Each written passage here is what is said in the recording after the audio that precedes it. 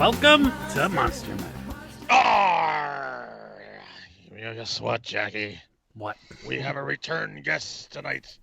The great, the one, the only Terry of West. Ah!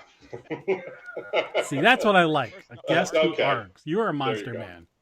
You know, hey man, when in Transylvania, you know. Win in Romania. Right, there you go. Better. By the way, in this episode, Jack and I are going to be passengers on the train to horror because we're letting Terry take the wheel because this is his wheelhouse, we think. We hope. We are going to discuss the great horror movies that were made for TV in the 70s. Yes. Probably mostly weren't alive then. It was a magical We're gonna time. give you an education. Yeah. But all the stuff that you like that's in movies nowadays and television, it's come from that era. All these people like us who are creating stuff were all inspired by this in the 70s. Oh yeah. Mm-hmm. Well, there was just a time in our lives where you turn on Channel 7, ABC, whatever it was, and some amazing horror movie was on, complete with commercial breaks and all that. Yeah, you don't get that anymore. And they were quality. It wasn't sci-fi channel stuff. It was one of the best directors and writers and actors around. So it was a great era. I wish you were there, but here's the closest way we're gonna get to bringing you back there. Yeah, and to paint the picture for you, youngins on there that were not even considered in the 70s. This is before like cable TVs for HBO. It was before video. We had no options. It was either go to the theater if you really wanted to see something. So made for TV horror movies, like for us, it was just fantastic, And like Hunter was saying, some really, really good directors got their start, doing that. Actually, Made for TV was my first exposure to Stephen King. Oh, and I think Steven I know. Spielberg. You know which one I'm talking about. I think it's going to be a biggie in our conversation. Mm-hmm. Oh yeah, definitely. The other thing though about these movies is, if you missed it, you may never see it again until we get to recently, where suddenly you could go and find and go, oh my God, I saw that movie. I only saw the beginning of, or I never saw, but everybody else was talking about. But really, there was like 30 years where it was like, nope, I missed it that night and it's gone. Unless it showed up in the video shelf somewhere. We had no idea. It was like, we never knew when we'd see it again. It was the same thing with TV shows at the time. Mm-hmm. Yeah, there was a desperation. There was. Yes. This is why you needed TV Guide. So when you got TV Guide, you plotted out the next week, and you were like, okay, my ass better be awake at 8 o'clock so I can catch this. What's on the 4:30 movie and what's on at midnight on Channel 9 was mine. Like, when is Ape Week coming on the 4:30 movie? Yeah. No, absolutely. And but yeah, that's where I guess I really cut my teeth on horror, probably.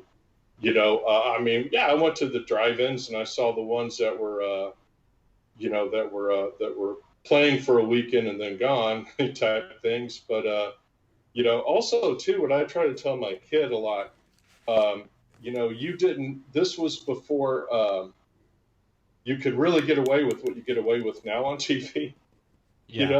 So, but to me, some of these made for TV horror, I watch them, I still get creeped out by like a lot of them, even more so than rated R horror movies. Yeah, because they had to rely on execution and writing to create the fear and the tension and the scares, or instead of just throwing CGI blood all over the place. You could also get away with some things back then that you couldn't do now without a lot more controversy. Well, this is the era of All in the Family, so yes. I agree with that.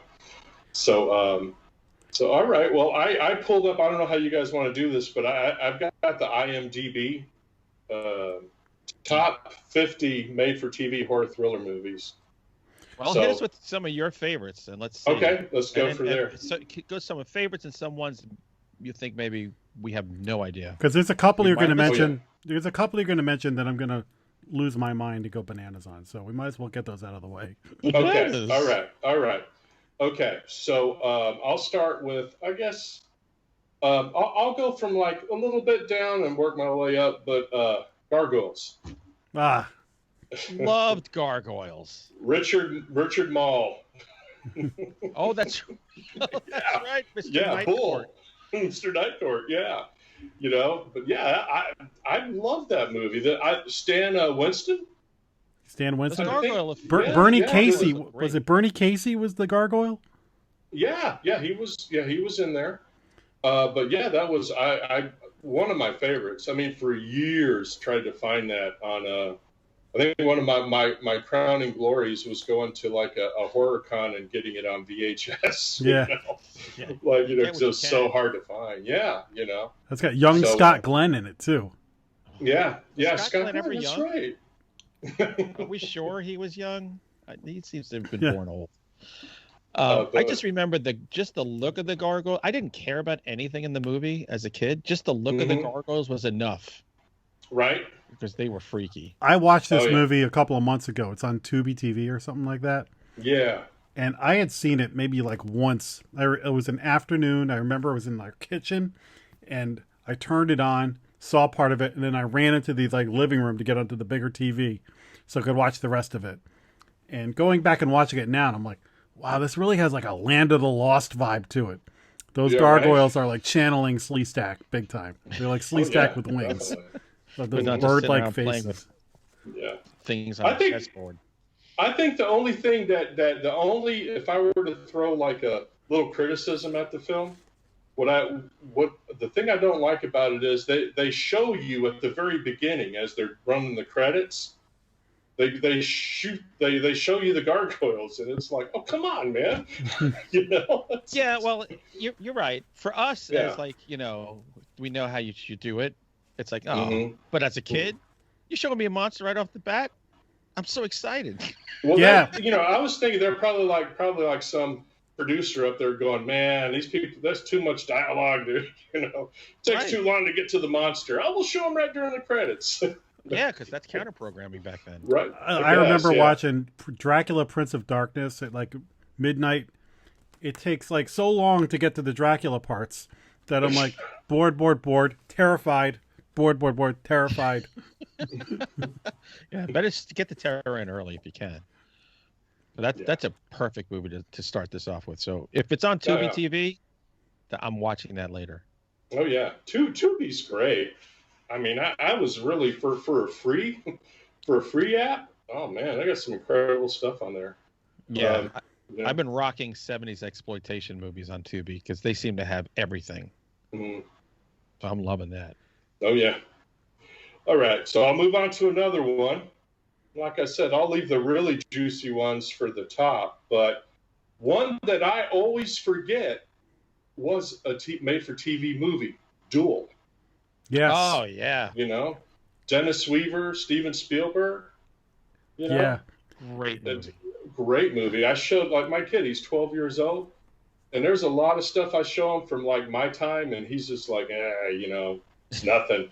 He loved Duel. I mean, he just, every frame he was on it, he was just like, man, it really, it's a powerful film. If you watch interviews with Spielberg about Jaws, he references Duel all the time. Oh, yeah. He's like, oh, no, I got this idea from Duel. Or even when you hear after the shark blows up and you see like the blood in the water, he goes, yeah, there's a noise in the background. That's a nod back to Duel. Yeah. Well, that's what Jaws always felt like to me. It was just, Duel in the ocean, a giant shark. I saw that movie, I remember, at my grandparents' house, who usually on their TV was nothing but nature shows. But for some reason, we got to watch Duel, and I was just spellbound. I can't remember what car was Dennis Weaver driving a Dodge Dart. I don't remember the exact car. It was a dinosaur, whatever, gas guzzler, whatever it was. But it's Not a car to be racing. Well, though, it was probably an 8-cylinder, so you could just the chassis probably wasn't made for hairpin turns. Yeah, I gotta tell you a story, man. When I was a kid, I'd seen that movie, and I went on like a vacation with like my uncle, and I forget where we were. I think we were around Colorado, but he had a temper, so he was like honking at a truck, flipping it off, all mad and everything. We were going up the hill, and that thing was right on our ass, and I couldn't stop. All I could think about was like Duel. I was like, oh my God, we're gonna die. Yeah, can I see who's in that truck? I can't see who it is. Yeah. Wasn't Dennis Weaver McLeod? Was that the character he was on TV? Yes. Yeah. McLeod. Oh God. Oh man. Aging ourselves right there. Yeah. Oh yeah. Well, I just remember when I saw Duel, I remember thinking like, "Oh, it's McLeod in a horror movie." Mm-hmm. His car was a Plymouth Valiant. All right. Plymouth Valiant. Okay. Well, I thought it was a Dodge Dart. I need to revisit. Yeah. I haven't seen that in a million years. Yeah. Man. And it's good. And if you drive long enough, you're going to have your own Duel moment. Exactly. Whether you're the chaser or the chasee. Mm-hmm. You're going to have it. So it's scary because it could happen up until a certain point in that movie. Yep. Okay. Another one, too, kind of going off the beaten path. Killdozer. Oh, I've heard of that, but I never saw it. One of my favorite. Okay. I'm going to tell you the Theodore Sturgeon Stephen King connection. Okay. Because Killdozer was basically about a bulldozer that comes to life and goes on a killing rampage, you know. And I'm a big fan of Theodore Sturgeon. He was a tremendous author. But I remember when I first read the story Trucks and Maximum Overdrive, I couldn't help. I'm like, oh man, that's Killdozer, you know. Yeah. And then of course Theodore Sturgeon's second most popular story was called It. Huh. Which, yeah, you know, what's going on so there? Like, you know, but no, Killdozer, I remember, not a great movie, but shocking, right? Yeah, and let's see who do we have? Oh, Clint Walker was the star. Nice. You know, but yeah, that one I had vague recollection of, but that one's Clint Walker. I gotta check out Sturgeon's version of It because I might actually like that more than Stephen King's. They adapted it for the comics a couple of times. It's a good story. It's sort of like a Swamp Thing, Man Thing kind of story, you know. Oh, I got some Bayou Beast comics right over here. So me too. I got my rack over there. I like Man Thing more than Swamp Thing because Man Thing is just so much simpler. Yeah, you know, Swamp Thing gets too weird. I'm like, I don't even understand what I'm reading. I just want the swampy creature. Yeah. Alan Moore Swamp Thing is like that's out there stuff. Do you know what what I used to wait for every issue? Whatever knows fear burns at the Man Thing's touch. Exactly. You know? Loved. Oh yeah, me too. Absolutely. So now I'll go over to something else here. One that legitimately probably one of the scariest ones I can recall. Don't Be Afraid of the Dark. Yes.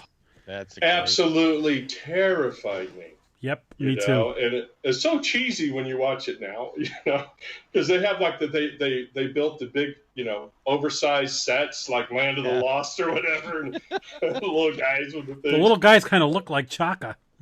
Yeah. Definitely. I remember what scared me really bad was when she's taking a shower, you know, and I gotta find Kim Darby. She's taking a shower, and one of them is like, "But I want to hurt her." You know, they're like, "No, we can't hurt her yet." Yeah, I remember. Oh, man, I remember walking into the living room and my dad's watching it. I'm like, "What is this?" And I sit down and I just remember those creatures like going like, "Let's scare her." I'm like, "What are those things?" He's like, "Those are demons." I'm like, "Demons are scary. Oh my god!" And they're coming out of the air ducts and stuff. Yeah, that's what the hell year was that? 73? That was 73. 1973, which means I was I was 8 years old when I watched that when it premiered. Yeah, I don't know So if I saw remember the original run or later, but I was pretty young too. Jack was 26. Mm-hmm. The remake with Katie, what's her name? Katie Holmes. Yeah, that wasn't that Del Toro. I think it might have been. I believe it was. I think he did that. I mean, I love his work. I honestly thought the original was scarier, though. I'm trying to track that movie down so I can see it again. It's been so long. Mm-hmm. I can probably help you out with that. So, I have it somewhere, so I'll get it to you. All these might be on Tubi TV. These seem like prime Tubi TV. I would not doubt it. And probably one of the cheesiest on the list. Definitely not up there with my favorite, but it was fun. Satan's School for Girls. Oh yeah, Kate Jackson and Cheryl Ladd. Cheryl Ladd. Yep, and wasn't Harrison Ford in this too? I think he gets set on fire or something. No, I watched this. Thinking about it. I watched this a couple of years ago, and I don't remember Harrison Ford. Yeah, I just remember. Well, maybe I'm thinking of another film. When Charlie's Angels came out, Kate Jackson was always like the plain Jane of the group. And then when you go back and watch it now, you're like, what the hell was I thinking? Kate Jackson was unbelievably gorgeous. Wait, let's not forget Kim Cattrall's also in that movie. Oh, is she? Yes. Kim Cattrall is in that movie? Yes, she is. I'm looking right now. I'm looking at the, Jacqueline Smith, Pamela Franklin from Legend of Hell House. Oh, yeah. I think, right? That's an underrated movie. Yeah. There's a remake of that with Shannon Doherty. Is there? And actually, Kate Jackson might be in the remake as like the house mother or something. Yeah. But yeah, no, I remember seeing that. That was one of those ones that I didn't see in the 70s. I think I rented it in the 80s. I saw it in the 90s because it came in a box set with all these, like, not bootleg, but just like horrible transfers where you get like 40 movies on 4 DVDs. And I remember those. It's almost unwatchable. Like you can't. It's like, is that Kate Jackson? Is that Cheryl Ladd? I can't tell. It's not a bad movie.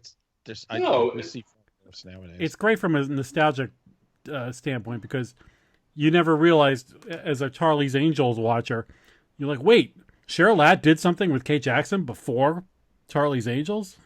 They all start in horror, even Tom Hanks. Yeah. Yeah. What, Mazes and Monsters? Is that what we're talking about, or something else? The Tom Hanks horror movie?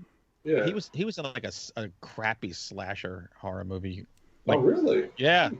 I'll find you come up I with have the to next look that movie. up. I will find the name of the movie. Was Satan's Cheerleaders a made-for-TV movie? I don't think so. I think that was like more of a drive-in movie. Because we rented those around the same time. Actually, Satan's Cheerleaders I saw on TV with my friend, and I can't remember how we saw Satan's School for Girls, but I remember I was a little bit older when I saw it. I know I didn't see it first run. He did. He Knows You're Alone. Ooh, yeah. I remember that one. I remember seeing him on a Letterman. You can catch it on YouTube of him making fun of that movie, which is screamingly funny. It's coming back to me, but I don't remember. That shows you how memorable it was. Oh yeah, I think he'd rather forget it himself. Right, I'm sure he would, man. Maybe he'll do Chiller Theater when the career finally tanks. Yeah, Hanks out there signing headshots. There you go. Oh man. So let's see what else we have here. How about? Do you guys remember one called? And I had this on big VHS a few years back. A Strange and Deadly Occurrence. Don't know that one. That's with Robert Stack, Vera Miles. Came out in 1974. And it's a family moves into a new home in an isolated area and soon realizes that someone or something doesn't want them there. Ooh. That sounds good. Yeah, it's actually not a bad movie. I mean, I don't remember a lot of the specifics about it, but I remember it was fun. I remember God, I enjoyed it. Vera Miles did a lot of interesting stuff towards the end of her career. Oh yeah. Mm-hmm. The Sentinel, man. Yeah. You say the same about Betty Davis. I mean, she's on this list. A few places. I was a fan. I was a fan of the Untouchables series with Robert Stack as Elliot Ness. And when the Untouchables movie came out, I was underwhelmed by that movie. And part of it was because Stack played Elliot Ness as this straight shooting tough guy, and Costner was much more of this Boy Scout kind of. Yeah, but it had Sean Connery, and that was all that there you go. in that movie. Right. But for me, I was like, this is not like the TV show. What's going on here? No, definitely. I don't think Stack gave a very layered performance, but that's okay. Oh man, it was a Dragnet with better hats. Yes. Oh man. Okay, and here's one I know both of you guys know very well. Trilogy of Terror. Oh yeah. Just watched it last month. Mm-hmm. This is maybe one of the best examples of the impact on some of these movies. I mean, that movie is legendary, and really, it's just one of the stories that is legendary. But I mean, when you tell people this was a TV movie, they're like, "Wait, what?" Mm-hmm. Yeah, I had forgotten it was a TV movie too. Yeah, me too. I thought it was just a movie I saw on TV that was from a movie. You know what I mean? I thought it was in the theaters. I just happened to see it on TV. But, I mean, Karen Black is in all three of them. There are three stories. Dan Curtis is the director, and Richard Matheson and William F. Nolan wrote these stories. Yes. And actually, a few years ago, they put out a Matheson collection called Offbeat, and it included the short story version of the doll, episode, and it was really good to hear a lot more depth to it and everything. But let me tell you, one of my editors was telling me his story over cocktails about how he was going through his files and found two Richard Matheson Western novels that Matheson had sent to him, and he had just never even read them, forgot about them. And he was like, oh, these have to go out. And they won the Silver Spur Award and everything. This guy could write anything. But he defined, I think, more than probably any other writer, my young love of horror and the strange. I mean, well, you said two names there. Richard Matheson and Dan Curtis are two pivotal people. Dark Shadows. Yeah, especially for TV. Dan Curtis. I mean, man. I mean, pound for pound, Matheson's my favorite author. I Am Legend, absolute favorite book ever.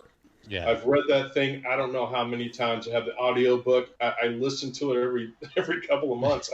I love the story. It's just so tight. Really good. And William F. Nolan, who you might know him from Logan's Run, maybe not. He's still alive, by the way. Yeah, I'm friends with him on Facebook. Wow. I love the guy. I actually have a bunch of Logan's Runs comics. I keep meaning to ask him, if I paid the postage there and back and gave you some money, would you sign this? Yeah. I've yet to read the Logan's Run novels, which I have. I got to read the trilogy one day. There is an episode of Community that is a total callback to Logan's Run, and my nephew and I both love Community, and I just remember being texting him, I'm like, I'm watching this episode, and you're going to roll your eyes, but there's so many awesome references that you're not getting in this. It's killing me right now. Right.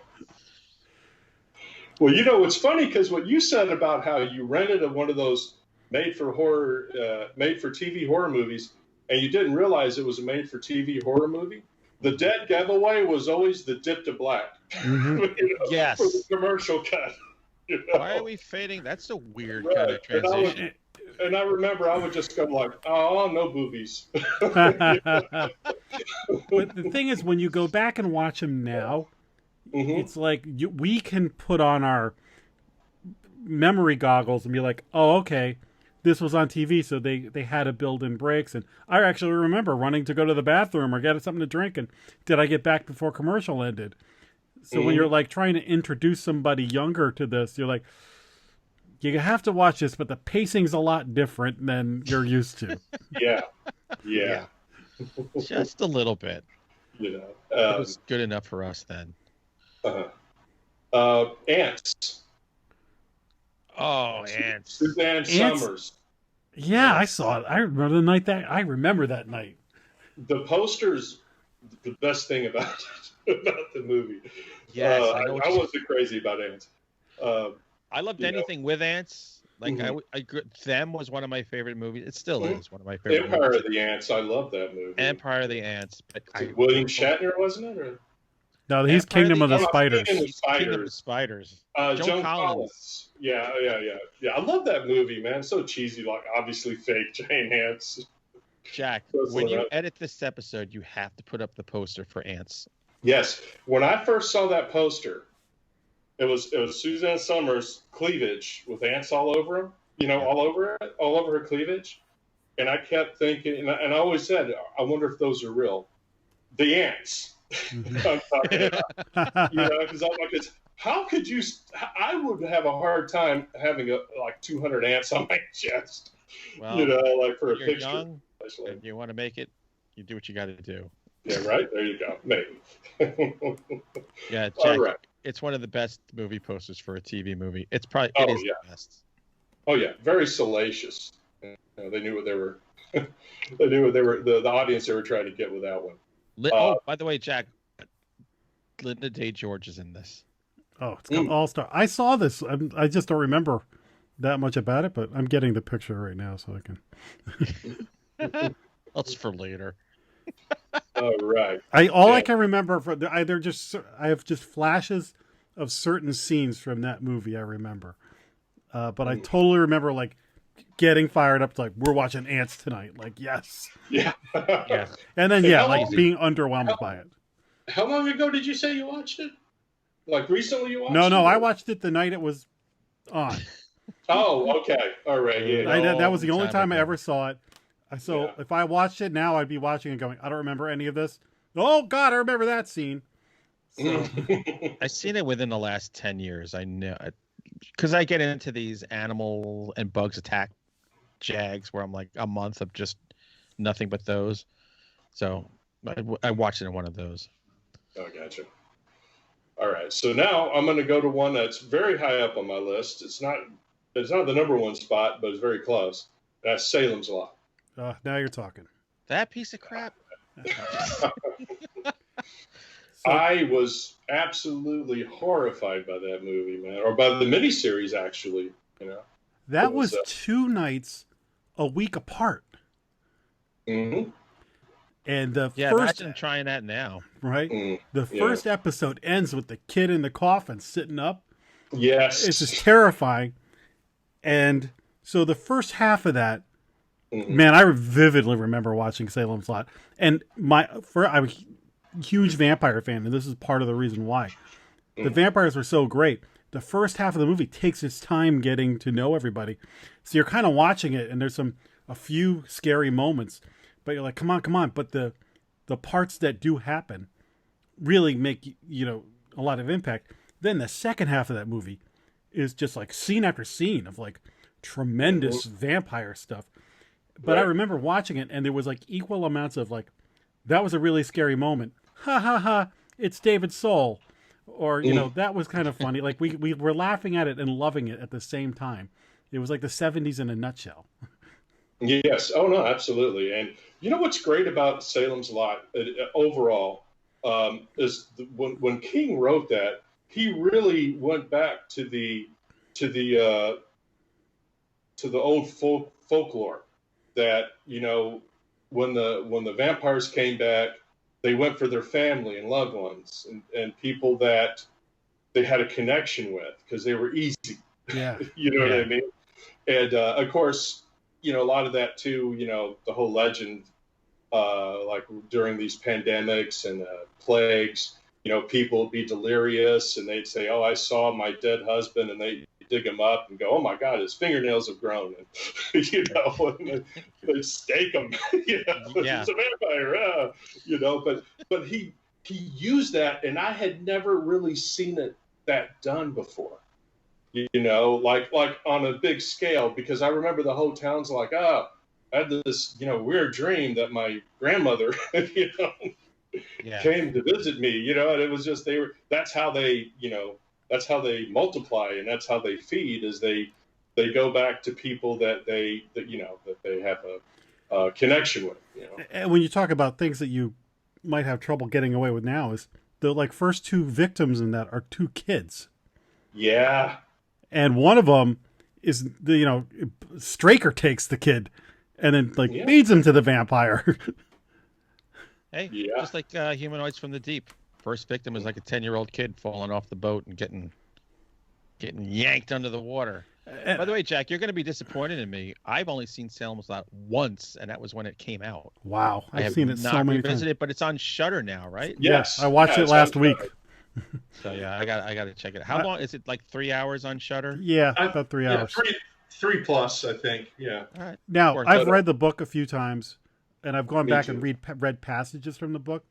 And the more forward I go, I like the movie better than the book, because I think it does a really good job of condensing it and kind of picking the best parts. Because when they did the remake of Salem's Lot, they put in some stuff from the book that the miniseries had omitted.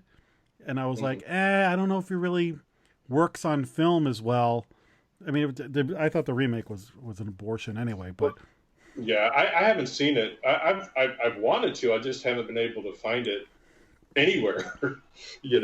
I've always said if somebody named Robert Schwartz went to his editor with a book called Salem's Lot and gave that manuscript, it would not get published today, because it's hundreds of pages before anything happens. It's just in today's audience, it's just not going to fly, which is sad. Yeah, the only thing that really, I love Salem's Lot as a miniseries. Absolutely. I think it's perfect.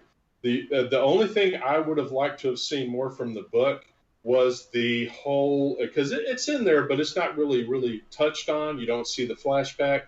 The whole evil places attract evil things. Mm-hmm. I love that. You know what I mean? Like this place. Right. the other thing about Salem's Lot is, I remember seeing it as a kid, and the Glick brothers were terrifying. When Mike Ryerson is there, look at me, teacher. Yes. One of the best vampire scenes. David Soul taking tongue depressors to make a cross. As a kid, I was like, what would I do if I was in the house and something was coming? Barlow, though, as a blue Nosferatu, didn't really work for me as well as the other vampires. Whenever he came out, I was like, oh, I know he's a legendary vampire and it's a callback to Nosferatu, but in the book, which I hadn't read the book till much later, Barlow talks and is a guy. Yeah. And in this, James Mason does all the talking for him, and James Mason is tremendous in this movie. Yes. Now, see, I think it worked. I like the Barlow in the miniseries better, because he's just this force of nature. Yeah, and he has this mouthpiece. He's just. I think I like it better now than when I was a kid. When I was a kid, I was just like, he's a big blue monster. Right. But now, when I watched it the other day, I was just like, you couldn't have gotten a better person to say what he needed to say than James Mason. And James Mason, when he's talking to the sheriff, every conversation they have, he's just so condescending to the sheriff. It's tremendous. Well, I love it when he's talking to the to the realtor. Yeah. So who is it's died recently, but hell of an actor. It's what I'm talking about. Yeah, it's the guy from all the SCTV, Fred Willard. Fred Willard, not SCTV, but he was Fernwood Tonight. Yeah. Going real far back. He kept saying, "Oh, is Mr. Barlow going to be here soon?" He's like, "Oh, yes." And he's very happy with the job you've done. You're going to enjoy him. I wouldn't be too anxious to meet Barlow if I were you, man. Yeah, hold off on that. Right. Yeah, I got to revisit this. And they have the kid from what's that show? James at 16. James at 16. James at 16. I was just thinking that. Kate Jackson was on that show too. Oh wow. She played his teacher, I think, and love it. He was infatuated with her or whatever. Well, who wouldn't be? Wasn't Rosanna Arquette on that show too? Or am I thinking? I might be wrong. She might be. But I think she appeared on that too. So Toby Hooper did this movie. Mm-hmm. Yeah. So if you think about Toby Hooper's resume, he's another one that I'm like, oh, like half the movies I love, Toby Hooper was involved in. Yeah. The scenes with the kids flying in through the window are like shot in reverse. Yeah. So the smoke will go the right way. Right, bites him on the neck and all that. Yeah. I'm gonna get on Shudder. Yeah, well, listen, I watch Salem's Lot every other year, if not every year. Yeah, I love it. My Thanksgiving break homework. Yeah, but I will say Lance Kerwin is the most stricken-looking kid I've ever seen. Just always, you know, the kid never smiles. I think one time in that entire miniseries. I love when he pulls the crossbow. Go away. Yeah, off of this little graveyard. Yeah, graveyard. Model. Yeah, so that's one that. Toby Hooper's totally. I don't think gets as much props as he deserves. Honestly, didn't get it when he's alive, and he's not getting it when he's dead. Mm-hmm. It's a shame. Mm-hmm. Yeah. So, okay. So, I'm going to show you guys something. If you're a made-for-TV '70s fan, one of the greatest things you can have in a collection, and it's also gonna give you an indication of my favorite all-time made-for-TV horror movie. I think I scored this at Chiller Theater too. I don't know if I've showed you this guy. Signed by Mr. Mcgavin. For those who are listening to the audio, he's holding up a signed. Well, it's a picture of Kolchak holding the cross. Mm-hmm. Signed by Mcgavin. Yep. I didn't know he did Chiller or anything like that. No. He didn't sign it in front of me. Right. But the guy that sold it to me, I trusted. The guy was, right, very, very well regarded, had a great reputation. He was that guy at Chiller that always had the big poster size. I know exactly what I'm talking about. Yes. That's who I bought it from. Yeah. And I paid a pretty good penny for it too, because Mcgavin didn't sign that many, pictures. Yeah. But okay, Night Stalker, Kolchak, again, Matheson, just an absolutely Dan Curtis. What horror could be changed when I saw that movie, or when I saw that made-for-TV movie. It was so grounded in reality, and you have this, sarcastic kind of, wise guy kind of reporter, and I love how it's, he doesn't just buy into it, but after a while he's like, well, shit, it's a vampire, Yeah. He goes, there's nothing else it could be. This is crazy. And I remember, Mcgavin was so good. Kolchak's just one of my favorite characters. But I remember, he's there taking pictures, and the vampire's just tossing police 20 feet away, shooting him, and he's just like, and they're having a press conference. And Kolchak just stands up and he's like, you mean to tell me that 20 of your police officers couldn't hit this man at close range, just totally. Yeah. But he just made no bones about it. Once he was there, once he eliminated everything else and he was there, that was it. I mean, and he was like, I'm the only one that knows how to handle this, so I'm gonna take care of it. It's one of the best ways a movie has ever dealt with the. Nobody should believe it's a vampire. Nobody would believe it's a vampire. But when you get to a point where if it was a vampire, your Kolchak's route is the route you would have to take. He comes in like, it's a guy who thinks he's a vampire. This is weird. Right. And then suddenly he's like, holy crap, this guy's a vampire. Exactly. And this is going to be the biggest story ever, and I want the exclusive. Yeah. Get out of Las Vegas, Kolchak. With Sheriff Lobo. Right. Yes. Akins. Yeah. This and Salem's Lot, two of my favorite movies of all time. And when we talk about me being the vampire guy, these are two of the reasons why. Yes. Both are movies that if you tell somebody who hasn't seen them to watch now, they have to be ready for a made-for-TV movie. Because the Night Stalker has huge moments of we're going to a commercial break and coming back. Mm-hmm. You know, let me just quickly share a couple of my Kolchak things. Recently, our friend Jamie Evans sent me the 70s novelization of the Night Stalker. I have that, yes. And he sent me a Night Strangler. And that's a hard one to get, yeah. It's signed by Jeff Rice. Oh, my God. Oh, and this was signed in 1973 to somebody named Jack. That's perfect. I can't believe it. And then this, Hunter was with me when I got this at Chiller. Mm-hmm. It's my Kolchak. Oh, the clay guy, right? Yes, the clay guy. Yeah, I know him. This is one of my most cherished possessions. That was probably the most money I've ever seen you spend at Chiller on any one item. Actually, you lent me money for that, too. Wait, did I ever get paid back? Yeah. Well, let me tell you how great Kolchak is. You know, even going beyond the TV movies, like my wife's not a big horror person, you know, but she walked in and I had the series that's on like NBC on demand, and I had it playing, and she's like, "Oh, just go ahead and watch it, and you know, I'll just go on my phone." And then she's just like totally just within 5 minutes, she goes, "This is a really good show." Yeah. You know, she goes, "This is really well written. The acting is, you know, I mean, it's obviously there's some, you know, stereotypes. It's very much a product of its time, but she saw that it was different. It was special, you know." And one of the things I always heard, I don't know if you guys ever heard this, but Mcgavin hated the series. Yeah. And he hated it because he wanted there to be an overarching storyline.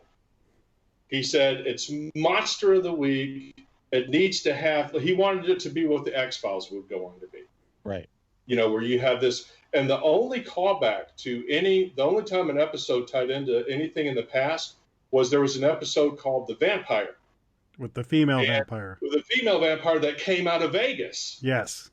Mm-hmm. So he realizes, hey, they don't actually call it out, but he realizes, hey, this is a victim of I forget the Janos Scorsese. Yes. Yeah. That was the only time anything ever tied together, you know. Well, see, now Chris Carter then goes on to make the X-Files with this overarching thing that is the worst part of the show, where the Monster of the Week stuff was the best part of the show. Only because he got so lost in the mythos of what the hell was going on with the aliens. It no longer made any sense. Right. Beginning, like, oh, this is awesome. And then you're like, by like season 5, I'm like, stop showing me this stuff unless you're going to give an answer. And then they finally had Darren Mcgavin on as a Kolchak-like guy. Yes. Yeah. It's too bad they couldn't have just called him Kolchak. Well, yeah, it wouldn't have been that hard to probably, you know, get the rights. I mean, I see Kolchak comics and books and all over the place. Don't tell me they couldn't have like licensed the character, right. you know, to tie into X-Files. And then they had Rhys Darby dressed as Kolchak. Yes.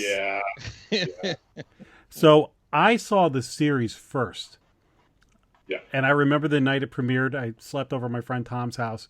We couldn't wait to watch it. So I was aware that there was a movie, but like we were saying, I missed it, and I was probably too young. What year did that come out? 72. So yeah, I was really. I think so. Yeah, so I was probably too young to have even remembered. So I watched the show and then religiously looked at TV Guide, and maybe like a year later, they showed it, and I finally saw the movie, and I was like, oh. And the first thing I was like, well, wait, he's not at INS. What's going on here? Why isn't he in Chicago? Yeah. And there was slight differences, but my God, I was like, and going forward, it's a made-for-TV movie. And Dan Curtis even said, he goes, it's a shame we didn't make this for the theater, because it could have been great. He thought of Mcgavin immediately when he read it. He was Mike Hammer before that.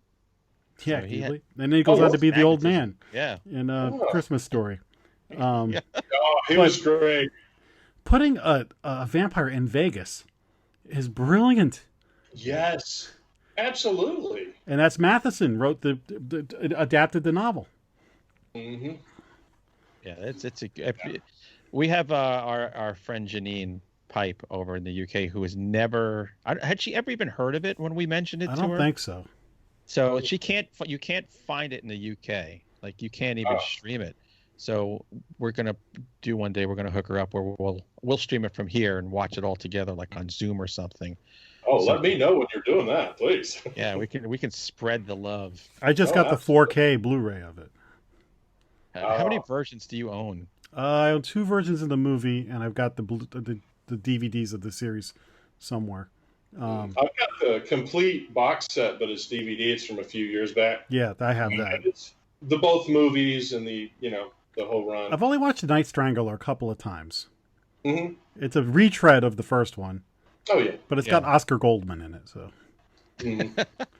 the episode I used to love of the series, and when I watch it now, I go, "Wow, that wasn't good." Was the one where he was like in that underground facility with the little like golf carts, and they had the lizard. Oh, that was one of the last ones. Yeah, that was like the Gorn babies or something. Yeah, they used like the Gorn costume or something. Yeah.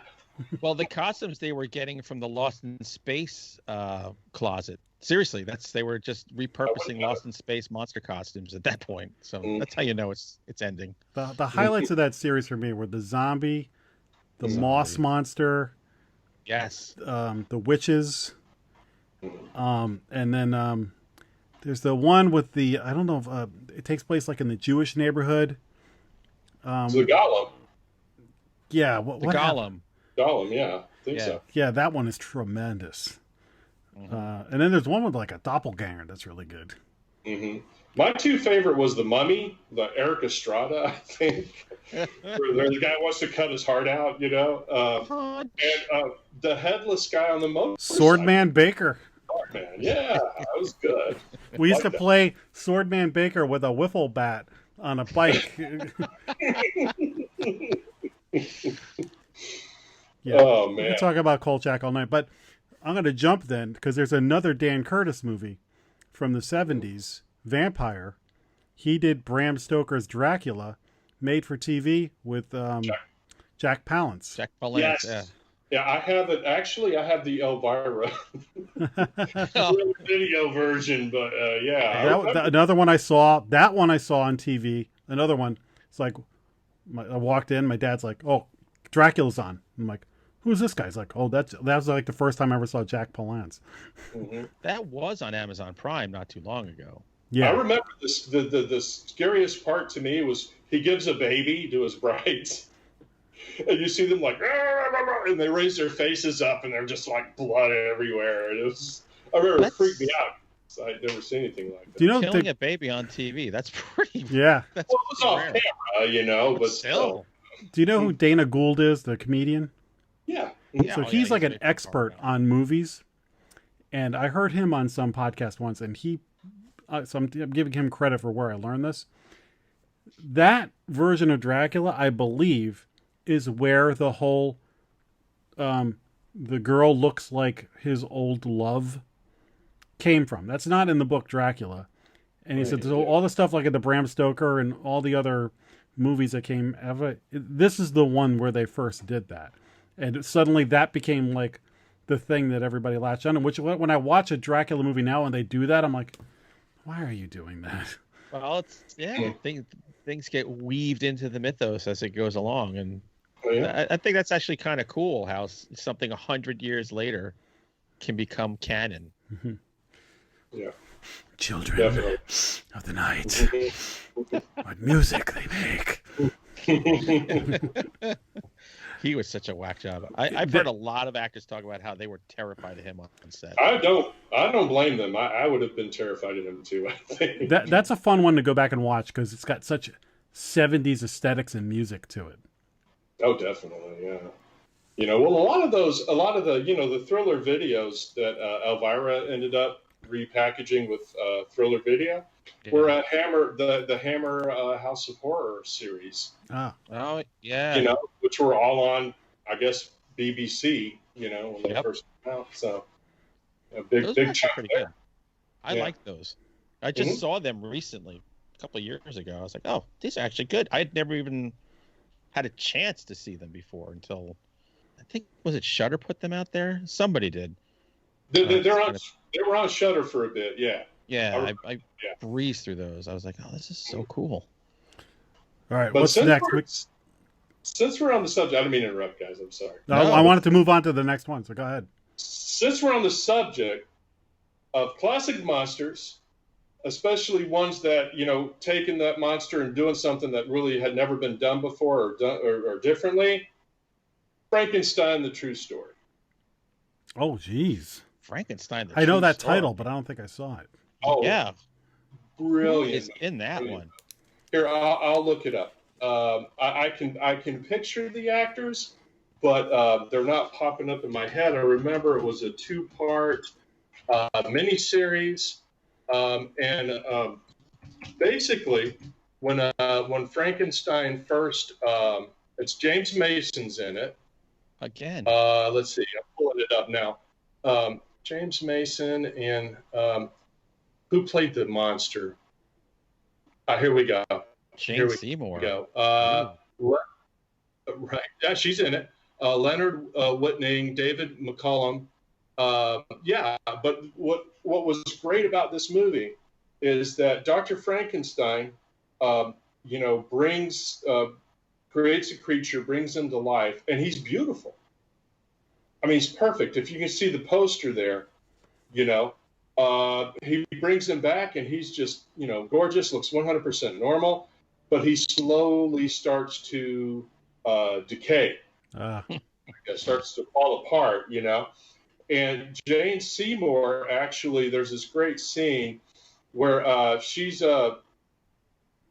Victor's, if I'm remembering it correctly, she's Victor's, I think, love interest, and something happens and she dies, so he brings her back in the same sort of fashion. Remember, she has these stitches on her, across her neck, and basically the creature inserts himself. Like, he didn't make her for the creature. He made her because he loved her, but the creature was like, well, hey, she's coming with me. I remember this great scene where he just rips Jane Seymour's head off. I gotta watch this. But really good movie, and I'm sorry if I'm spoiling it or anything, but one of the best endings to a Frankenstein story ever. You know what? That's amazing because it has a terrible name. Yes, right. The True Story. And that was 1973. 3 hours and 5 minutes. Wow. That must have been a two-nighter. Yeah, it was. I remember it. But I remember it was a really, again, though, you got to be patient. There's a lot of exposition going on, You're not going to have James Mason in a movie with, little to no dialogue. But yeah, no. That's okay. Good. Movie patience is in our DNA. Mm-hmm. We can handle it. I'd rather that than something that's a piece of crap that's been throwing more stuff at you every 2 seconds. You're like, right, okay, that's enough. All right, Jack, what do you have? I think I know what you're going to say next if you're going to bring one up. Sure. Who, me? Oh, I got a whole list here. Let's talk about Dark Knight of the Scarecrow. That's the one, exact one I thought you were going to mention right now. Which is actually 1981, so I'm cheating a little bit. Close enough. But I'll tell quickly my story. My grandparents lived in the Bronx, and we were down there visiting on our Sunday night. And I saw the beginning of that movie, and then we had to leave to go back home. So I didn't see the end of it. And all I heard for the next million years was how that movie terrified people and, scarred them. And I was like, well, the half I saw was kind of boring. Nothing really happened. So I finally watched it a couple of months ago on Tubi or something and saw the whole thing. So now I know, what happens and everything. So wondering what's your thoughts on Dark Knight of the Scarecrow? It's been a long time. I know I've seen it a couple of times. It's not one I've revisited religiously. But I do know I liked it. I mean, I do recall enjoying it. Let's see, Charles Durning. Yeah. Yeah, that's my favorite. The guy from Darkman. Yes. The guy from Larry Drake. Larry Drake, Yeah. And Saint Elsewhere. Yes. I do have it. I think it was in 81, right? I think it might have been one of those where I was more tuned into the second half. Yes, I missed. What I missed was like the meat of the movie. Yeah, you got nothing but potatoes. Right. I remember I went to the library one day and there were 10 copies of this DVD. Mm-hmm. And I'm like, was somebody high when they were ordering the movies for this library? And I brought it home and I thought they were doubly high because I'm like, this is, one or two copies, probably one is all you need. But I love Charles Durning. Like, that guy is a great actor and American hero. So anything he's in, I'll watch. Oh, yeah. No, I agree with you there. Wasn't he the one When a Stranger Calls? When Carol Kane throws open the door and he's just like, in the doorway, he's a cop, but he has this kind of like. And I remember I think the director's trying to kill him because he's not a thin man and they constantly have him running. Right. They're going to kill this dude. I got another one for you. All right. Okay. This one I saw and loved it. Okay. It's 1975, Satan's Triangle. Ooh, that totally rings a bell. What's that guy's name? I always call him Troy McClure, but it's not Troy McClure. It's Doug McClure. Doug McClure. Doug McClure. Doug McClure, and the guy who played the priest in The Flying Nun plays a priest in this. And basically, people on a sailboat out in the Bermuda Triangle, and they fish a priest out of the water who was like in a shipwreck, and satanic things happen. And there's chopper pilots. The guy from Hill Street Blues, that big dude, he was like one of the chopper pilots. Michael Conrad. Yeah. Okay. I just remember watching this movie with my dad. The final shot of that movie, like everything. And so recently, I think I tracked it down on YouTube and watched it, and was laughing at how it's aged and stuff. But still, just these vivid moments of nostalgia were hitting me. I was like, oh, I was a really little kid, and my fascination with the Bermuda Triangle came from this movie. Oh, that's where it birthed, huh? Mm-hmm. I think mine came from In Search Of, but I did watch this movie when it came out, but I haven't seen it since, so I cannot speak of it at all at this point. Yeah, McClure was good about going to places. So, that was his whole kind of thing in a lot of the movies, like Land That Time Forgot, and you always ended up in these weird kind of places and predicaments. Yeah, wasn't he also in Seven Doors of Death, which was actually The Beyond, I think? I have this vivid image. I have this vivid image of him getting the back of his skull torn out by a zombie. If I'm thinking of it, let me click on him here. Now I have to know. Isn't that sad? Yeah. But yeah, I think actually an actor I kind of dug.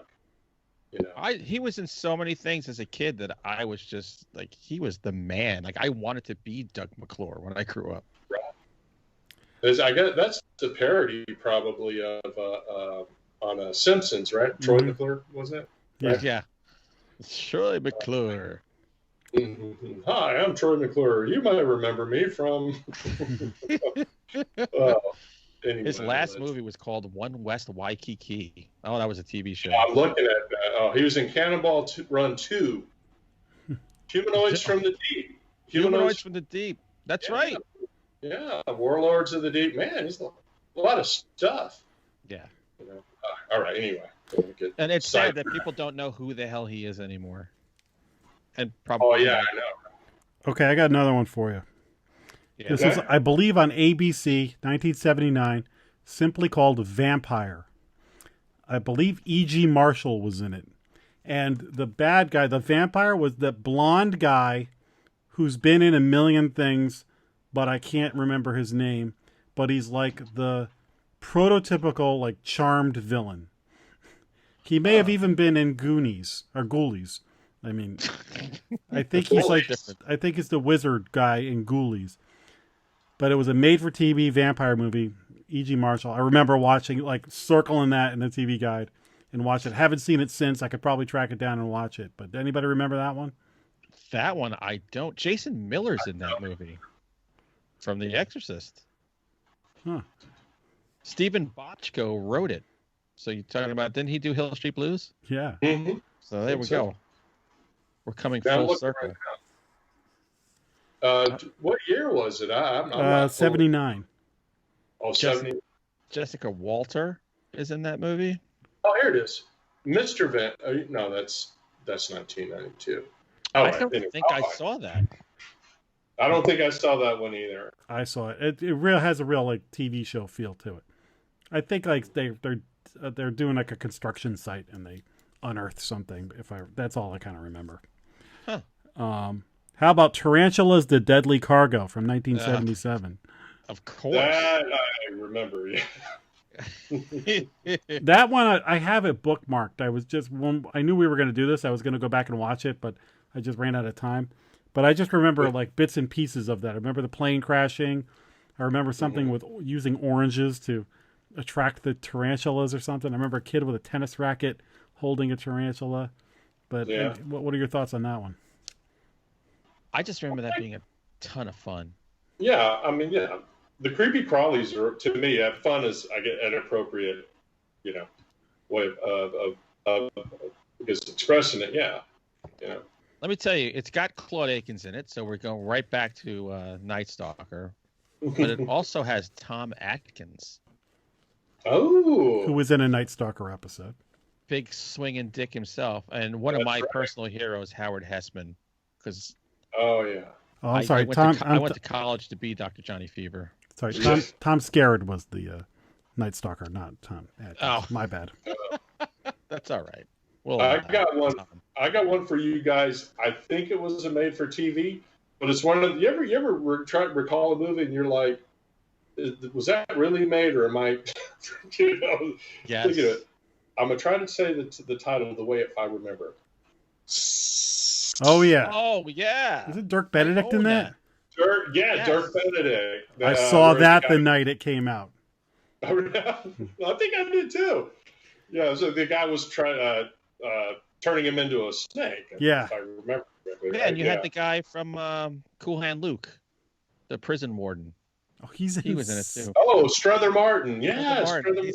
Yeah. I would love to go back and watch that. I remember. I do remember that there was one scene where with this nosy reporter, and so Strother Martin like locks him in a room and lets Python in there, and he comes back later, and just as he comes in, like all that's left on the floor are the guy's shoes. The snake's all like full. I had a movie that I thought was a TV movie, but I don't think it is. Burnt Offerings, which again is Dan Curtis. Mm-hmm. But I think that was in the movies. But it's Karen Black, Dan Curtis, Oliver Reed, Betty Davis. But yeah, let's see. I'm trying to find out right now. Burnt Offerings. I don't think that was made for TV. I don't think it was TV, but for some reason, I've always thought it was a TV movie. There's something about it, I think, just has that look. It's got that film stock look of like the made-for-TVs. Yeah, exactly. Hey, we got these film canisters from Canada. Let's shoot a movie over it. Right. Terry, have you ever seen Dead of Night? Yes. The anthology? Yes. That was 1977. Oh, really? Oh, okay. Yeah, so that's got Hunter. I talked about this on Final Guys a couple of months ago. It was trying hard to be like Twilight Zone or Trilogy of Terror, right? And that they wanted to. I think they wanted to franchise it because they were like things that happen in the dead of night. but it was 3-part. Ed Begley Jr. is in the first one. Yes. He goes back in time. Then there's a great vampire one with Patrick McNee. That was, I think, my favorite one. And then the famous one is kind of a monkey's paw kind of thing, where a kid, a dead son returns, very monkey's paw like. And the cover of the DVD is kind of from that, for that one. But I had never seen it, and I heard about it and watched it a few months ago because I was like, oh. And then when I was watching it, I realized I had seen the Patrick McNee episode before and didn't realize. Well, that you're a Patrick McNee completist. Yes. What haven't you seen? It was Waxwork.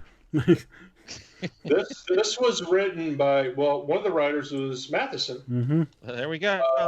So there you go. And the 3 segments were called Second Chance, No Such Thing as a Vampire, and Bobby.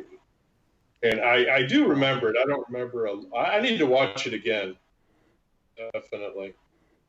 Segment Bobby. So. And I think that's fun. And again, Matheson. Mm-hmm.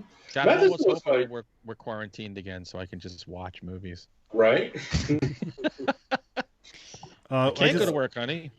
I just got a couple of more. I have a million here, but I'm just going to throw a couple more. Do you guys remember The Legend of Lizzie Borden with Elizabeth Montgomery? Yes. Yeah. One of my favorites. One of my favorites. I actually was going to bring that one up. I had it on my little short list thing. Love that movie. Elizabeth Montgomery, man, first and foremost, I mean, she was just awesome, I think, personally. Mm-hmm. Great actress. But I love how they're like, she's on trial, and they're like going on about how there's no way she could have done it, but they show you her doing it and how she did it and how she got away with it, Yeah. Was pretty cool. Yeah. Plus, come on, Elizabeth Montgomery. Oh, yeah. Yeah. One of our first loves. I remember there was a reflection of her, like disrobing, like in a doorknob. Oh, the sexiest doorknob man I think I ever saw in my life. Terry, stop rubbing on doorknobs. There's a great, in Salem, Mass, there's a great bewitched statue of her, like sitting on a broom. Oh, man. Yeah. She's awesome. One other one. I have this one bookmarked. I think I've seen this, but I couldn't tell you any parts of it. Devildog, Hound of Hell. What I remember most about that movie is when they released it on video. Yeah. And I went to the video store, and they had this humongous poster, and they had like little red blinking lights in the dog's eyes.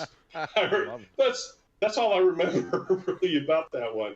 It's one I've got to see. I think I have it like on my drive somewhere, but yeah, I got to check that one out. I mean, I ate a crap ton of Devildogs in the 70s. I don't remember seeing that movie, though. Wasn't Alice Cooper involved with that one, or was that a different movie? He was in Prince of Darkness. Well, no, he was in a movie. Let me look here real quick. Alice Cooper, if I'm remembering right. Well, Prince of Darkness, brilliant. Yeah. Let's see if I can pull this up. I thought he had something to do with it. Maybe not. Okay, it's not coming up. Maybe I'm just, All right, maybe I'm just recalling it wrong. I have 2 more that I have to mention. No. One, because I watched it specifically for this show, and so, damn it, we're talking about it. I watched something called Moon of the Wolf with David Jansen, Harry O.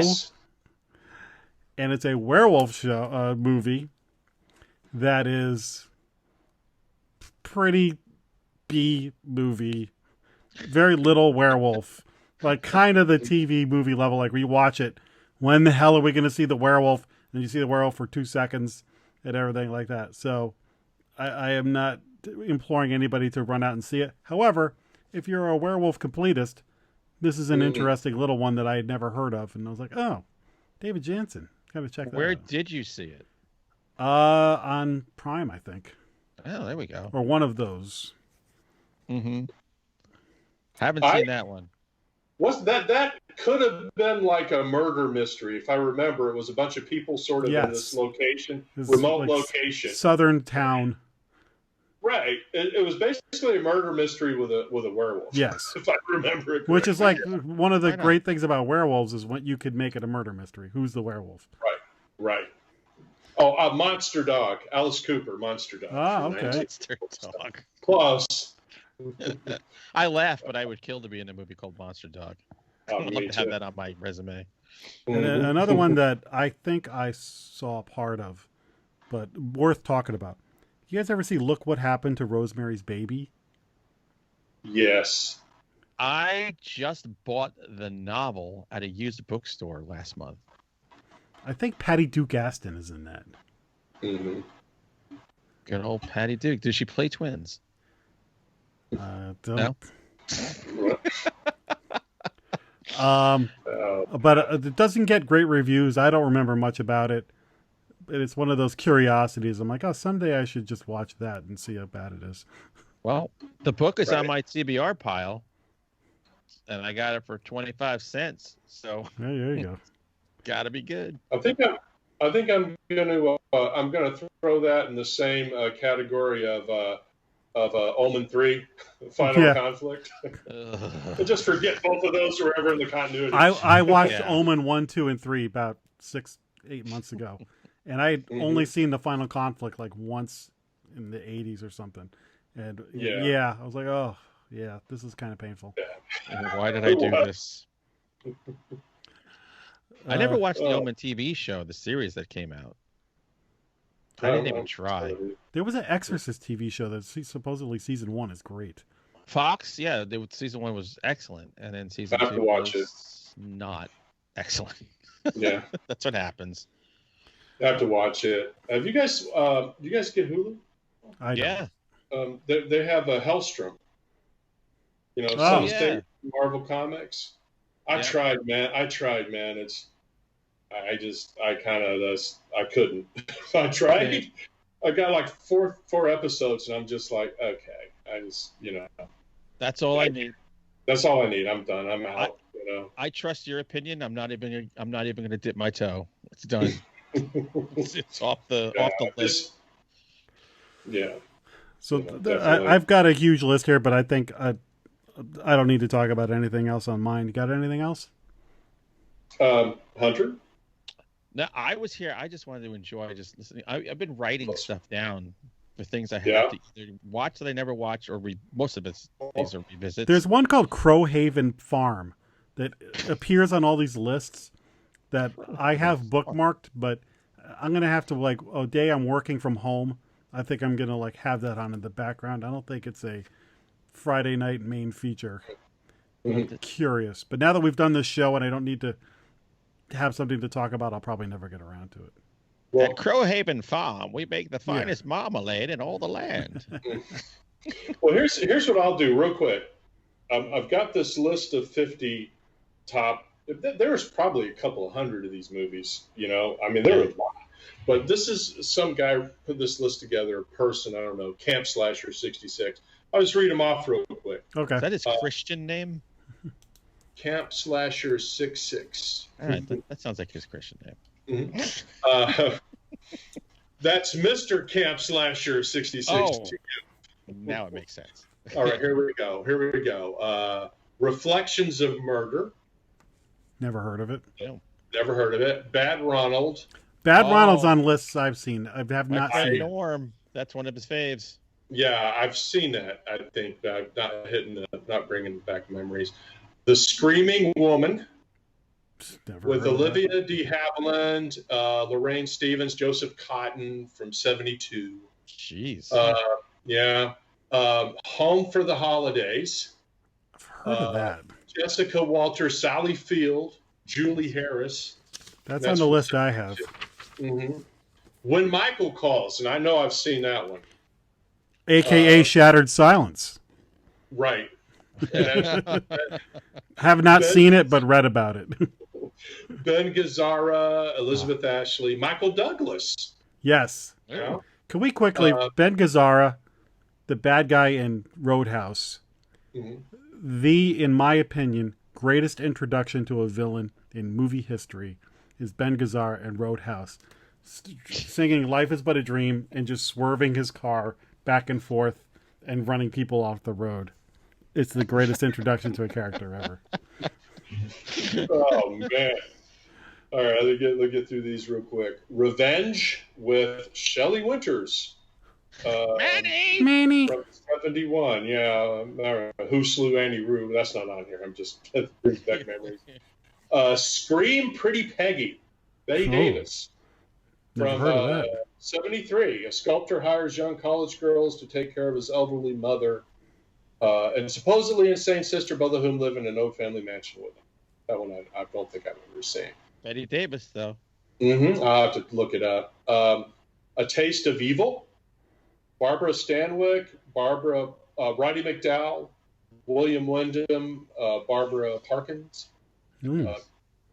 She Waits with Patty Duke. A murdered woman seeks revenge, possesses her husband's new wife. Oh, nice. Interesting, yeah. Night Slaves with James Franciscus, Lee Grant, Scott Marlowe, Andrew Prime from 1970. It's about a couple stranded in a small weird town. Crowhaven Farm. Hope Lang, Paul Burke, Lloyd Bachner, John Carradine. You know, let me see. The Darker Side of Terror. Ooh, that's a Robert Forster, Adrian Barbeau, Ray Milland. Oh wow! From 1979, when a scientist at a research lab is passed over for a promotion, he creates a clone of himself to attempt to seduce the wife of the man who got the job. Okay. Sounds kinky. You had me at Adrian Barbeau. Don't get me started on Adrian Barbeau. Especially in 1979. We'll be here all night. Oh. All right. My kid has he watches Creep Show, you know, and he sees Adrian Barbeau, you know, for God's sakes, Henry, what would you do without me? And I'm like, oh man. I was like, dude, I had a crush on her when I was a kid. He's just like, her? You know? Yes, her. Oh yeah. She's the bitch wife from Back to School. Oh, that's right. The victim, Elizabeth Montgomery. Ooh. Hey. George Maharis. A wealthy woman is trapped during a storm in a house with no electricity or phone. The killer has murdered her sister, stuffed the body in the basement, and is now after her. Okay. Look, she did too. Good for her. Right. This one I've heard of. Maybe you've seen it.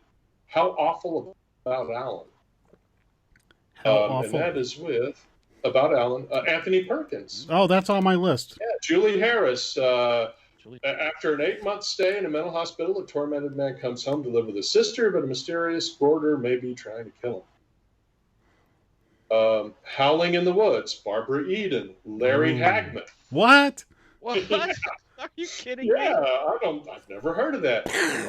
A disillusioned housewife on a vacation in the woods is disturbed by her husband continually trying to get her to come home and, more ominously, a mysterious howling at night. And a suspicious psychiatrist named Dr. Bellows keeps showing up. Right? Oh, man. Black Noon with Ray Milland, Roy Thynes. Traveling minister and his wife are quietly menaced by a devil cult in the Old West. That sounds interesting. I'm going to have to look that up. Never put in a bad performance. Ever. Never, ever. No, I agree. Even in Paperman.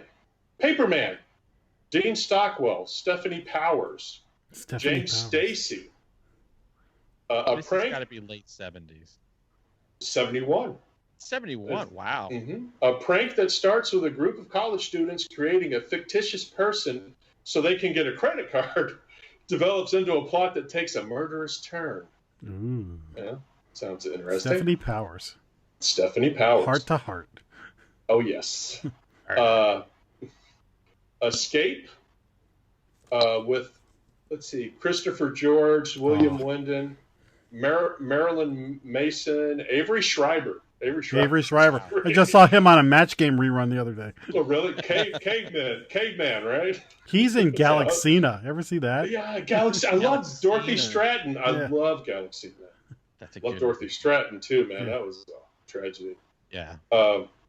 Let's see, The Spell with Lee Grant, Susan Myers, Helen Hunt. That gets a very good like buzz. I put it on my possible I think I put Helen it in Hunt's, my I queue. guess, a kid in that. Yeah, she must have been pretty young. Let's see, The Initiation of Sarah with Shelley Winters, Tony Bill, Catherine Grant. I've heard of that one. That sounds like porn. Well, it's one of those, sorority, I guess, horror movies. Hopefully Shelley Winters isn't playing a sorority girl. Yeah. You ever see her in Poor Pretty Eddie? No. That's a messed up movie.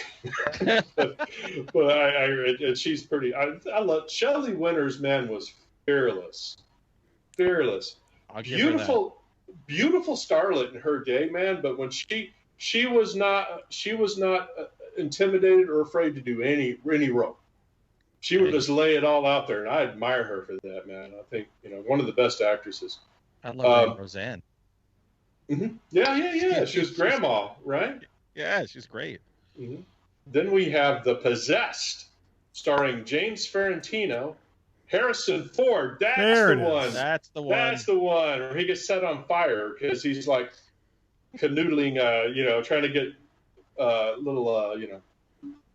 little touchy with one of the students or whatever. But a former priest, now an exorcist, battles the satanic forces that are threatening the students at a girls' school.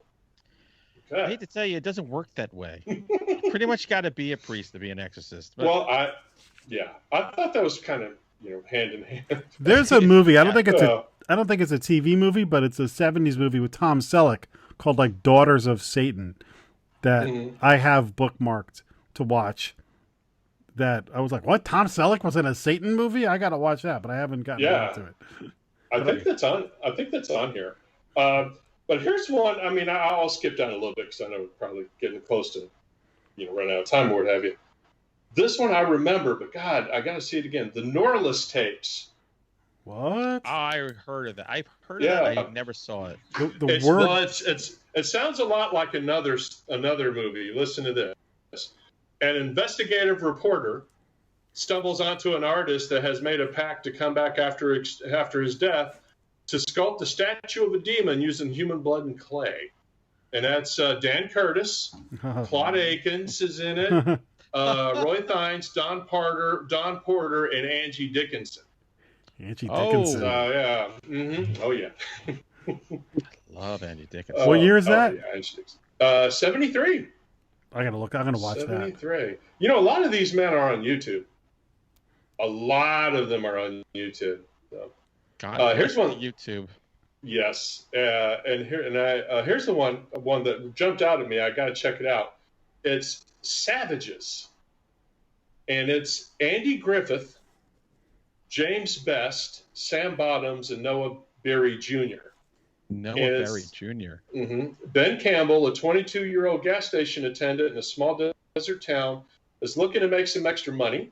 He's surprised when Madik, a wealthy lawyer, asks him to be his guide on like a hunting trek, I guess. That sounds a little bit like Most Dangerous Game. Yeah. Meets something in the desert. And then we have Night Drive. And I remember this one. Valerie Harper. Oh. A housewife is stalked by a psycho after she sees him murder a highway patrol officer. I remember that one. That's from 77. So. And, I have one I just want to interject real quick. I don't know if it's going to be on your list. John Carpenter, same year Halloween came out, had a TV movie, Someone's Watching Me. Yes. With Lauren Hutton and Adrienne Barbeau. I remember that. I don't remember anything about it, but I at least remember the commercials for it. Well, I just passed The Devil's Daughter, so that's on here, and that's but it has the wrong. Oh, it doesn't have Tom Selleck. No, mine was Daughters of Darkness or something like that. Daughters of Darkness. It's not Daughters of Darkness. It's That's a Tom Jones song. Isn't it? Mm-hmm. Oh, well, I'm looking. I'll find the Tom Selleck one. All right. So what was the name of that Carpenter one again? It was Someone's Watching Me. Someone's Watching Me. I gotta check that out. Yeah, it's actually sounds pretty good. Mm-hmm. Here's one: Cruise into Terror. Dirk Benedict, John Forsythe, Frank Converse, Christopher George, and Egyptians. Go ahead. We could do a whole show about Christopher George. Yeah. Right. An Egyptian sarcophagus that is cargo on a pleasure cruise ship has a secret. It contains the son of Satan, No. and its effects start to make the ship's passengers behave strangely. Sounds good. Yeah. Check that out. The Tom Selleck movie is Daughters of Satan from Daughters 1972. of Satan. Okay. No, he had daughters. I thought he just had sons. What's good? You know what would be a good project, a cool project, and now I'm thinking I might seriously have to put this together, is to just review, multiple people review every one of these made for TV horror movies from the 70s. Put them in a huge volume, you know. That is a good idea, actually. Yeah, the three of us could undertake this. Right? We must. Watch a bunch of pen names. Right? Watch a bunch of movies? Dang it. Yeah. That's doing work. I'm doing homework. You know. But let me see if I just do a few more off of here that look kind of interesting. I mean, there was a Turn of the Screw with Lynn Redgrave. Yes. I keep trying to track that down. I want to track that down. I've heard that's like... Well, it's on Prime. It's on Prime. Is it on Prime? Video. Oh, perfect. Mm-hmm. Maybe it's just I've been holding off because it's like long. Yeah, it's... What's that? It's 97 minutes. No, hold on. 120 minutes. Excuse me. Someone's watching me. There it is. Yeah. And that's on Prime Video too. Is there one called Curse of the Black Widow? Yes. I saw that. Hold on. It's a little further down. You know what's not on this list, and I have to take a little umbrage with this guy? Night Stalker. What? What the hell's wrong with him? That's like the number it was one. just a TV series. Fail. Here we go. It's a Dan Curtis. Yeah, a private detective named Mark Higbee is on the trail of a murderer whose mutilated and predominantly male victims are found encased in silken cocoons. Anthony Francisco, Donna Mills, Patty Duke, June Lockhart. Donna Mills. Patty Duke's name has popped up several times. I think I saw this when I was a kid, but all I remember is some spider imagery. Well, it makes sense that actors like Patty Duke, actors that hadn't had a really big, huge film career as a leading person, would do a lot of these movies when you think about it. Yeah, and you got to work. You got to work, and you're because I'm sure there were big actors that were like, I'm not doing TV. Get the hell out of here. You know? So you get these like movie stars maybe whose stars have faded a little bit, like Shelley Winters, Bette Davis, Linda Blair jumping up there. And you get people that Christopher George. Right, and you get people that like were on TV. So for them it was like, Patty Duke, and Patrick McNee, a lot of these people. Robert Wagner, I mean, that makes sense. One thing you notice in these 70s movies, they will hire people over 50, the age of 50, to act in these. Whereas nowadays, 26 seems to be the ceiling. Are you pretty? Are you 24? Okay. Yeah. There's no gravitas in these that they do anymore. It was these slightly older guys with silver hair and obvious toupee. They're always wearing like a tie and a good coat. Right. It's like my wife always asks me, how can you tell someone's wearing a toupee? And I'm like, sweetie, when you're bald, you know when someone's wearing a toupee. But, he's got more hair now than he had when he was 20. Right, exactly. Let's see. I think that's about it. I think we've wrung it dry pretty I dare anybody who has watched this episode or listened to watch all of them over the course of the next month and then report to us on each one. That's right. Absolutely. Report. Let us know. If we mentioned one that we haven't seen that you feel like is a must-see, let us know. Absolutely. I defy you to find one that we haven't mentioned. That's a must-see? Come on. No, but ones that we mentioned that we haven't seen, like that Dan Curtis with Norales Tapes. I haven't seen that. I want to watch that now. Dan Curtis. It sounds good. Dan Curtis produced 45 of them. It's amazing. Isn't it? Would it be like safe to assume that he was pretty much like the king, made for TV 70s and Matheson? You know, Yeah, did a ton of these, man. Dan Curtis did Dark Shadows. I mean, that was a pretty landmark thing. Yeah. Guys. What'd you think of the 90s Dark Shadows? I actually watched that because I was like, ooh, modern. Because the original Dark Shadows, I could never get into because you went into it and it was like, wait, it's like really slow.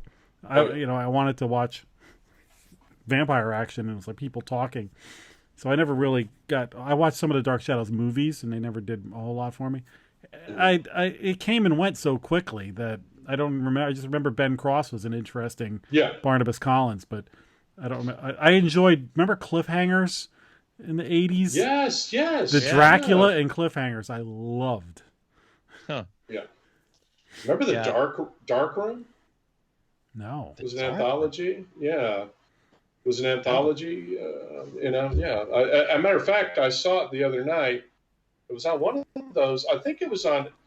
There's an app. What's it called? It's dang it, I'm trying to remember. It has a lot of vintage NBC, CBS, ABC shows on it, and it's got some most obscure stuff I've ever seen on there. But stuff that I was like, oh yeah, I vaguely remember that. But I remember his Dark Room was a very famous actor. Let me see, like Lee, like Richard Jekyll. Richard Jekyll. Here it is. James Coburn. Oh, James Coburn. He was the host. Yeah. Oh, he was the host. You know what? Yes, I know this show now. Yes. I think he used to turn out a light at the end of the episode or something. Yeah, turn out the and it was and it was weird. Like seeing James Coburn do it your anthology horror kind of thing is kind of like, okay. Welcome to me needing money for whiskey. Right. For 3. What about The Hitchhiker? Oh yeah, he's like The Hitchhiker. Love The Hitchhiker. Yeah, I thought that was really, God, really I forgot all about that. I loved that show. And I'm all about vintage TV, programs. Did you watch Werewolf on Fox? Yes. Oh my God, I love that show. So Chuck Connor's character was named Janos Skorzeny, which was a callback to the Night Stalker. There you go. I remember when I guess he got ill and I think passed, and they did an episode where the kid finally killed him, and then realizes the curse goes past him. Like no, you got to kill the guy that turned him. Oops. I think that is coming out on DVD or just recently came out. Yes, they finally got the rights to put, I think, the whole thing out because another company picked it up, and it was. I mean, I had like bootlegs. I'll be honest, bootlegs of the shows like 10, 15 years ago because it's just so damn hard to find, But honestly, though, I mean, I love Werewolf, but really, it was just the Incredible Hulk with fur. Yes. You think about it. Instead of getting angry, it's a full moon. And then throw him behind the couch. Ah, you son of a bitch. Boom, throw him behind the couch. That just happens to be where he changes. Comes bursting out. They're like, to another town. Where did that thing come from? Pretty funny, though. God knows. Oh, yeah. Great show, though, man. Well, speaking of great shows, this was a great show. Oh, absolutely. It couldn't not be a great show. But I don't want us to leave before we talk about what's coming up with you. Now, is your latest release The Plumbers? Or have you? Yes. Is that 3 books ago? I never know with you. Sometimes you can put them out fast. It's out right now, and The Plumbers. It's out right now. So my stuff doesn't really like some authors. Their stuff just bursts out of the gate, and then a month later, just mine kind of comes out a little, very slowly, but then kind of picks up. So yeah. So, but yeah, no, The Plumbers, it's out, it's doing well. I'm actually going to be collecting 3 novellas that came out this year because a lot of my readers don't like the short stuff. They like when I collect, the stuff. Right. So I've got this guy. Actually, I just happen to have a proof right here. Oh. Oh This wow! is called How do you say that? Ephialtes. Ephialtes. Ephialtes. Yes. Now I need a dictionary. I don't know Mm-hmm. what that means. Well, here, I'll put it up there. If you see it, I'll read it. It means it's a noun for a nightmare or the demon incubus that supposedly causes a nightmare. Ooh. Basically, I just wanted to, it's like I said, it's 3 novellas. It'll be coming out in March. This is my new company, Too Much Weird, which has the same initials as me. But this is our new look. This is our we're really trying to come out with very stylistic paperback from hell kind of covers and looks good, stuff like that. Yeah, thank you. So yeah, that'll be out in March. But I've got stuff, like I said, I'm working on, always working on stuff. I have something I'll be announcing soon that I'm pretty excited about. It's sort of, I took an older title and I'm kind of, expanding it and doing some really interesting stuff with it. But yeah, I'm always trying. I've been telling everybody to read The Plumbers because I'm a person who's pretty much years ago said, I'm done with zombies. Mm-hmm. And every now and then something comes and drags me back in. And that was one of the ones I was like, oh, better get a Plumbers 2 where there's going to be hell to pay. Oh, there is. Really there. Like that book. Well, did you see where I finally said what the subtitle for the Plumbers 2 is? Did you see it? No. It's the Undead Cosmonauts, What Came from Space. And, oh God, I can't wait. Basically, it's 14 months before it takes place. 14 months, and then it flash forwards. And but yeah, it's. I mean, I love Liam and Pierce. Honestly, they turned out to be pretty fun characters to write. You wrote those characters like you were not an American. And I say this from somebody who worked with an office that was in England for years, so I kind of got their pattern down. Mm-hmm. And I'm reading this and going, if I didn't know you, I would swear, this is a new dude from somewhere over in England, Scotland, whatever. Right. From here. So well, they're supposed to be sort of, you don't really know exactly what they are. They're supposed to kind of be, because sometimes they'll say something that's Australian, sometimes they'll say something that's, more British. Yeah, I love that part of it. I've always just had an ear for dialogue, man. Like I started with my Baker Johnson stories because he's an Englishman. It takes place in like 20s, 30s, New York. And I just started, I just read as much as I could. I started looking, I researched really, really heavy when I'm writing. And I don't think people realize how much I really, really research stuff, but even Transfer, which was 2 guys that work in a video transfer, like overnight, like you drop off your film, home videos, and they transfer them. And I studied everything about that business. I had a little bit to do with it myself, but I read and watched videos and instructions and asked people and, so yeah. Well, that's when you do it well. That way you do the research, but then you're not hitting people over the head with it when they're reading.